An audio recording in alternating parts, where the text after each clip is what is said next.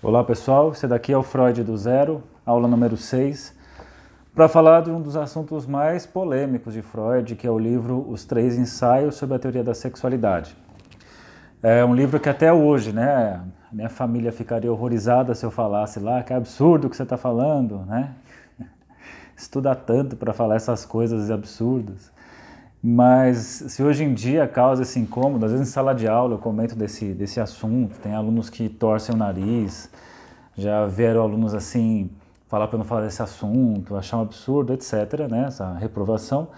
E eu fico imaginando quando Freud escreveu isso, em 1905.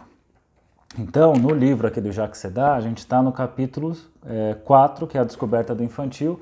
Só para localizar o que está acontecendo. O Freud, a gente estava falando sobre aquela ideia de que inicialmente o Freud tinha aquela hipótese do trauma psíquico que acontecia por conta de uma sedução por parte de um adulto. Em geral, né, o raciocínio que se tinha era um adulto perverso que teria seduzido a paciente, o paciente histérico na infância. Isso teria de alguma forma despertado a sua sexualidade precocemente, causando então esse trauma.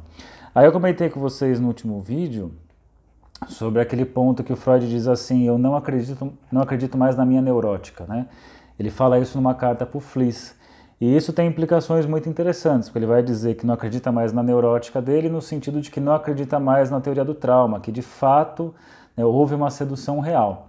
Então o Freud vai supor que na verdade não foi uma sedução real, que na verdade o que aconteceu é que foi inicialmente a cena, o sujeito passou de maneira ativa aquela cena e depois na sua lembrança ele inverte e recorda de maneira passiva a cena. Então entendam mais ou menos assim. No caso do Freud, ele diz da mãe dele se despindo para ele, fazendo um striptease para ele. E aí, então ele se encoraja e fala: mas e se na verdade não era ela que se exibia para mim, mas sim ela que se trocava, e eu, curioso, né, com a minha pulsão ali curiosa, passei a olhar, assistir a cena. Então, num primeiro momento, eu fui ativo. Quando acontece então todo o processo, né, de castração, o complexo de Édipo, né, que aparece então a instância moral, superego e tudo mais, o que vai acontecer? Essa lembrança da infância eu não posso reter. Ou se eu tiver que reter essa lembrança, eu vou fazer o quê? Eu vou inverter. Então, aonde eu fui no passado ativo, quando eu relembro, né, rememoro no futuro, eu vou colocar como passivo. Então, assim, não fui eu que fiz isso, foi o outro que fez comigo. Então, isso daí abre uma perspectiva muito interessante, que, aliás, é uma das bases de se pensar na clínica psicanalítica, né? Aquilo que o paciente se queixa dizendo que foi causado pelo outro, é legal escutar, porque tem algum ponto da inversão de que ele é agente nisso, ele é ativo nessa situação. Só que nessa lembrança neurótica, ele faz a inversão e lembra da melhor maneira possível para ele. Então, lembrando da regrinha, as pessoas não se lembram de como a infância foi, mas como gostariam que tivesse sido. Isso levando em consideração a censura que age pós-castração, ou seja, então, eu lembro da forma que é possível lembrar por conta da proibição moral que existe por trás de tudo isso. E aí, então, quando ele chega nesse ponto de dizer que existe essa posição ativa por parte da criança, ele vai ter que supor, então, que não é por conta de um trauma, mas sim de uma sexualidade que já existe. E aí, então, é o Freud que vai se revelar ao mundo e vai ser extremamente ridicularizado, criticado. Por isso que eu falei que até hoje em dia, quando eu apresento a teoria dele, as pessoas: nossa, que absurdo, onde já se viu, né? Sei lá, eu tomo banho com a minha filha, não tem nada a ver isso, ela fica olhando lá, mas não tem nada a ver isso, é coisa do Freud que é doente, essas coisas assim. Mas é interessante porque se ele está supondo, né, se ele está fazendo essa inferência, melhor dizendo, que existe essa observação por parte da criança e depois essa inversão que acontece, então tem algo de ativo por parte da criança. Então ele, nesse trabalho dos 3 ensaios da teoria da sexualidade, ele vai chegar, entre outras coisas, nesse ponto, que existe uma sexualidade, ela já está presente na infância. Então, pegando aqui no texto, né, eu vou tentar ser breve aqui para não fazer vídeos muito longos, porque eu sei que acaba ficando muito cansativo. Ele fala da descoberta do infantil, né? Então ele até faz uma citação bem legal aqui de frente, o Freud vai entender porque é tão difícil se falar do infantil, porque o adulto passou por essa experiência infantil, mas tenta recalcar essa lembrança, ou fazer as inversões ou negações. Então, obviamente, você vai apresentar essa teoria, a pessoa vai achar um absurdo, porque ela defende a ela mesma lá no seu passado, no seu desejo infantil. E aí ele chega aqui nesse texto nos 3 ensaios sobre a teoria da sexualidade. Só para localizar, é um texto muito legal, paradigmático, revolucionário, muito importante para pensar a questão da sexualidade, questão de gênero, pensar várias questões, porque ele vai começar abrindo o texto fazendo alguns comentários, né, sobre as aberrações sexuais, vai usar um cara chamado Havelock Ellis, vai usar um cara chamado Krafft-Ebing, né, que são os caras, né, o Krafft-Ebing é o especialista na ideia de perversões sexuais.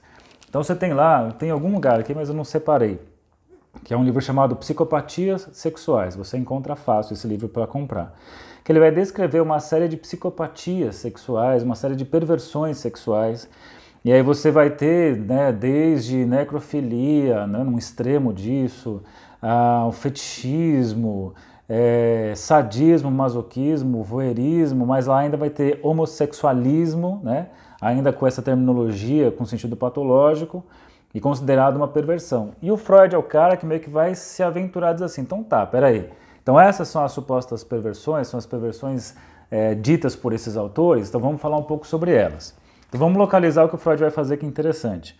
Então ele começa meio que abrindo o texto dele, trazendo a noção de pulsão, que pra gente, né, aqui nós vamos traduzir a palavra Trieb em alemão para pulsão.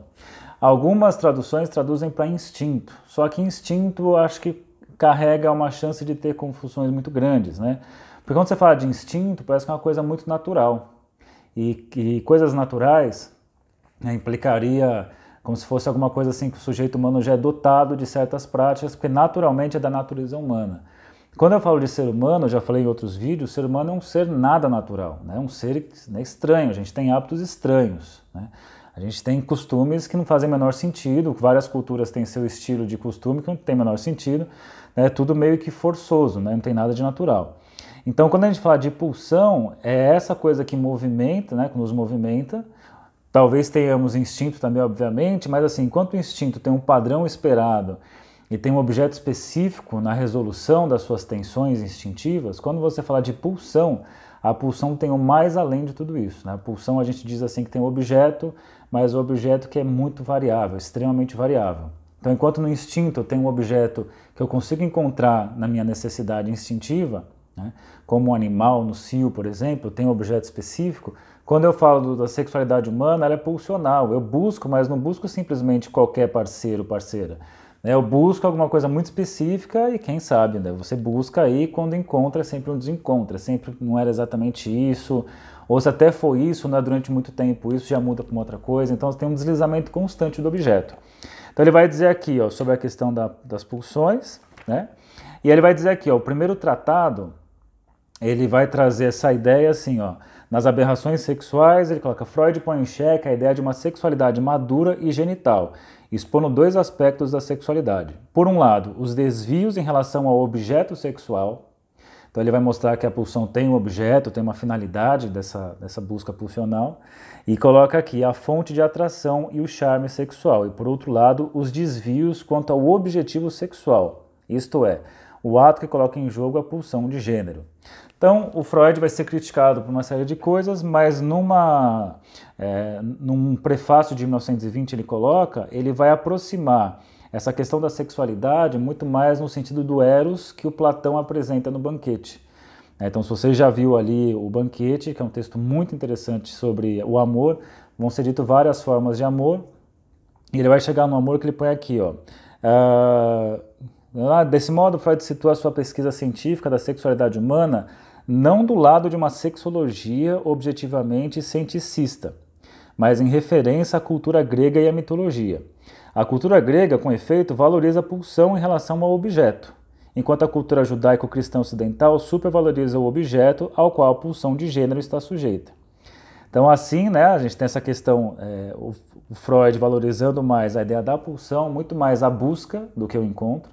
Então, se você ler o Banquete, você vai ver que Sócrates é o último a falar, e o Sócrates, quando fala do amor, ele vai usar a diotima para falar do amor, usando a ela e sempre mostrando de um mais além, né? Então, é sempre na falta do objeto que está o amor. E é muito mais por essa via que o Freud entende a sexualidade do que pela via, sei lá, das teorias sexuais biológicas, por exemplo. Então, além disso, ele vai colocar aqui também que o Freud utiliza a ideia, né, um mito apresentado pelo Aristófanes, do mito do andrógeno, que é aquele mito de um ser que era completo, que tinha os dois sexos, e que por isso nada faltava, e que por conta disso os deuses não eram procurados por esses seres. Então Deus vem, envia lá, Zeus envia seus anjos, sei lá que vem aqui, se é anjo, se é Apolo, alguém vem e corta esses seres ao meio, né? Fazendo então um precisando da sua metade. Então a falta sempre no outro e sempre o desencontro de achar a sua metade. Então é bem interessante que com essa perspectiva ele vai dizer, bom, então a sexualidade humana é pulsional, logo ela não é natural, não existe objetos naturais para essa pulsão, ou seja, a sexualidade humana é não natural e não tem objeto específico. Isso vai acabar, e nessa hora é muito legal a questão de sexualidade, de gênero, né, todas essas questões, e a questão inclusive da homossexualidade, acho que o Freud começa a trazer aqui um grande ponto de uma modificação de perspectiva, porque ele vai dizer a escolha homossexual ou heterossexual, nenhuma das duas é uma escolha natural. Né? Porque se eu penso no modelo pulsional, não existem escolhas naturais. É sempre uma escolha que é o mais além, o mais além, o mais além. Então nessa hora, ele meio que traz essa ideia de que a sexualidade é uma coisa a ser construída nas experiências de encontro e desencontro com objetos, que vão sendo encontrados e deixados pelo caminho. Certo? Bom, aí ele vai dizer, o que mais ele tem aqui? Aí quando ele fala aqui das fixações, o que tem bacana de se olhar?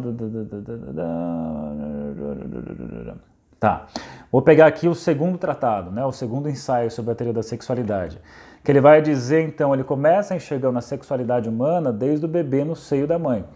E ele vai dizer, ali está a sexualidade, mas não no momento exato da amamentação, é sempre o mais além da amamentação.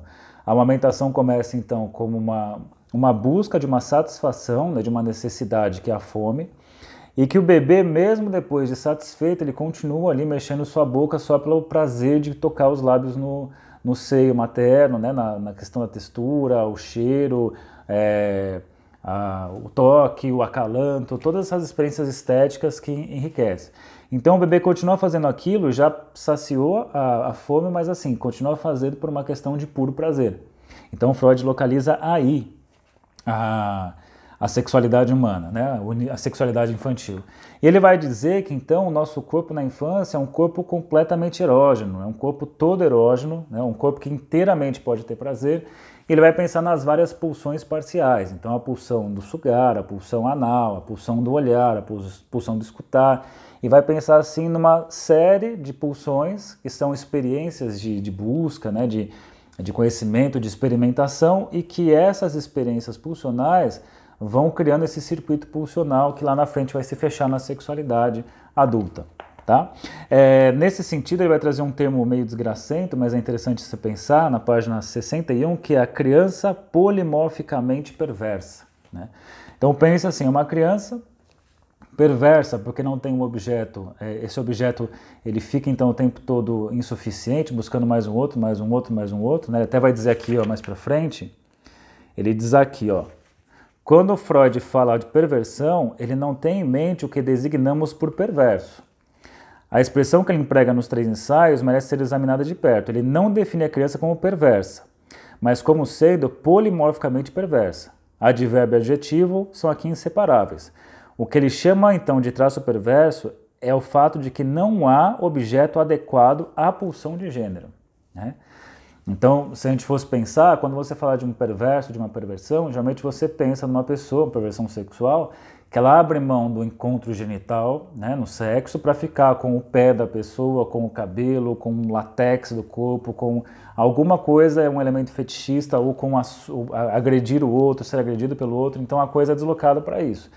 Então, se a gente for pensar, isso é chamado dos perversos no adulto, né? Mas quando você pensa na criança, para usar o perverso, é justamente por não ter esse objeto aqui específico quando você fala da pulsão de gênero. Então, no certo sentido, você tem essa perversão por conta dessa questão desses objetos, que não são definitivos em termos de gênero, e ele vai dizer polimorficamente porque se apresenta de diversas formas, né? Poli, muitos, polimórfico, né? Formas, então muitas formas. Então vai se apresentando de N maneiras nessa experiência infantil. Aí, além de tudo, ele vai trazer aqui, ó, ele vai mostrar aqui Então, nesse sentido, que as buscas infantis, já adiantando o que eu falei agora há pouco, né, voltando para esse ponto, essas buscas, então, são semelhantes a experiências que no adulto chamaremos de perverso, numa criança tem essas práticas aí que seriam consideradas perversas se fosse no adulto. Um raciocínio que eu costumo trazer é que carrega-se muito a ideia de perversão quando você pensa numa ideia de uma transgressão, né? Que tem toda uma questão perversa com a lei. Mas quando você fala da infância da criança, ela faz todas essas coisas, né? Então vai lá, toma banho com o pai, então vai lá tomar banho com o pai tá lá com o negócio assim pendurado na cara da criança. Ó, vou botar aqui na tela. Você tá tomando banho com seu pai, aí seu pai pega o shampoo, aí volta para cá, aquele negócio aqui, e a criança fica fascinada por aquilo, vê o corpo nu da mãe, do pai, né, ser visto. Então todas as coisas que você falaria assim, nossa, isso no adulto seria alguma coisa perversa, Freud vai dizer que a criança passa por isso, é algo de uma ordem natural, porque ainda não está marcada nela a questão.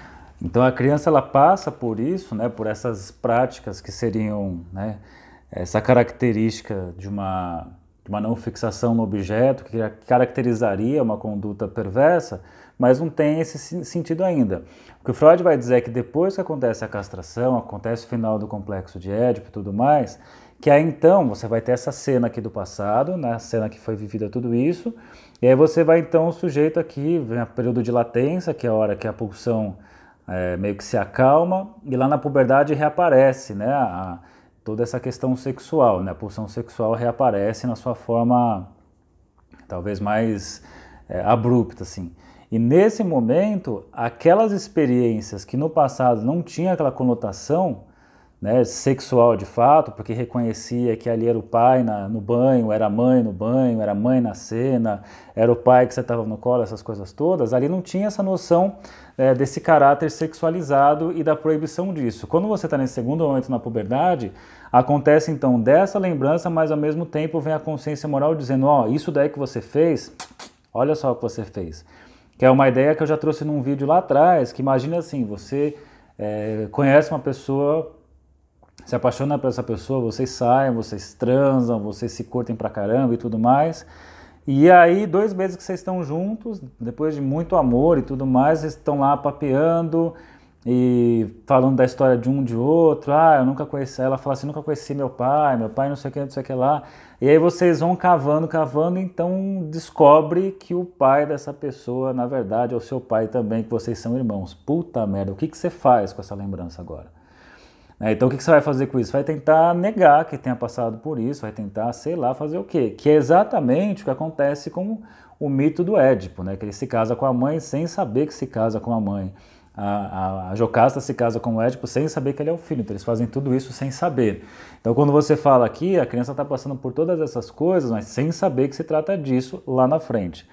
E por isso que ele vai dizer o seguinte, nessa página 62, que vai dar aquela ideia de que essas moções perversas, esse movimento perverso, que é o que está por trás sempre do desejo neurótico. Então, assim, mesmo neurótico que abdica do seu desejo por conta de uma vida em sociedade, do mal-estar na civilização, como a gente já falou, ele tem então essa abdicação para poder viver em sociedade, mas ao mesmo tempo o desejo continua ali. E esse desejo é um desejo que é perverso.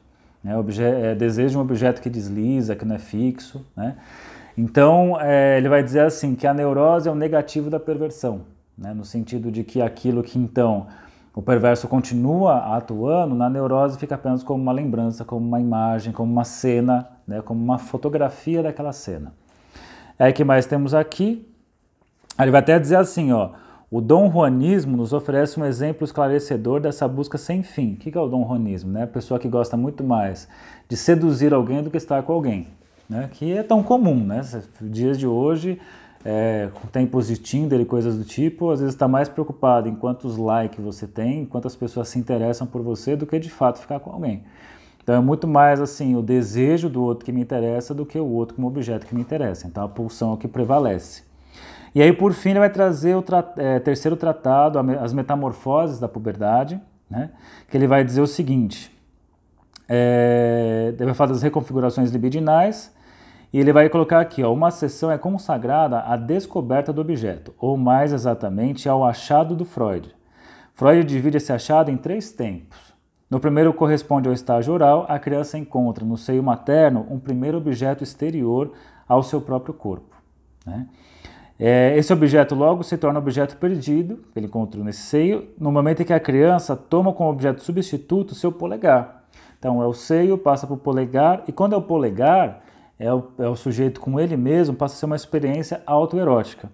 E a terceira etapa é a de redescoberta de um objeto, né? Então é por aqui, ó, a perda do objeto, constituindo o objeto perdido como traço dessa primeira experiência de prazer, é, no entanto, correlativa da constituição fora da criança, de uma representação global da pessoa a qual pertencia o órgão que lhe proporcionava a satisfação, certo? Então aí ele vai dizer o seguinte, né, um outro ponto fundamental, e a gente encerra, para não ficar muito grande o vídeo. Ele vai trazer a ideia da pulsão de saber, que chega então uma hora que tudo isso que está acontecendo, Freud vai colocar, a criança é um investigador e ela investiga por onde? Pelo próprio corpo inicialmente. Então o corpo é uma fonte de um saber, ela vai construindo o saber em cima disso, e vem a famosa fase dos porquês, que o Freud vai dizer no Leonardo da Vinci, infância do Leonardo da Vinci, que a criança faz todas as perguntas, exceto uma. Qual que é a exceto uma? Né? De onde vêm os bebês exatamente?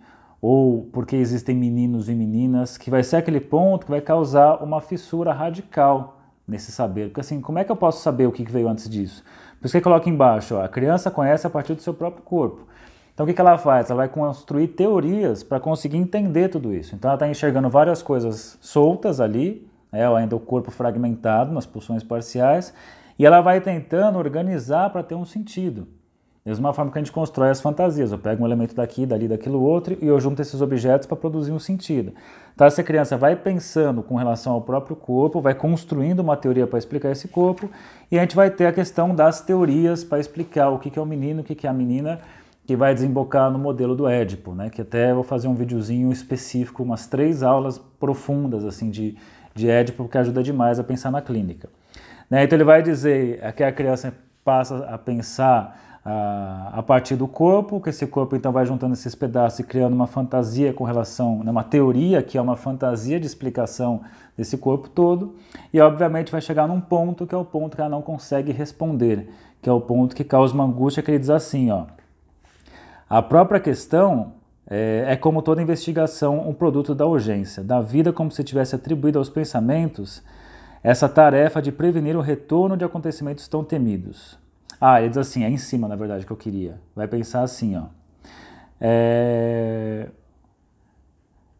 uma interrogação para a qual não há resposta, porque ela é informulável pela criança enquanto tal.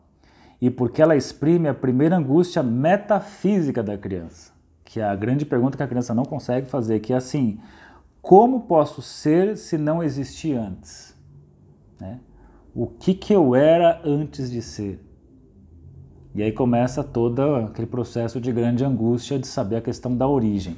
E aí nessa hora é brilhante, porque a questão da origem, você vai ter as tentativas de construção de uma fantasia para explicar a nossa origem, a origem de cada um. E são sempre fantasias de que eu tinha e perdi, eu nunca tive, porque tem uma questão de um...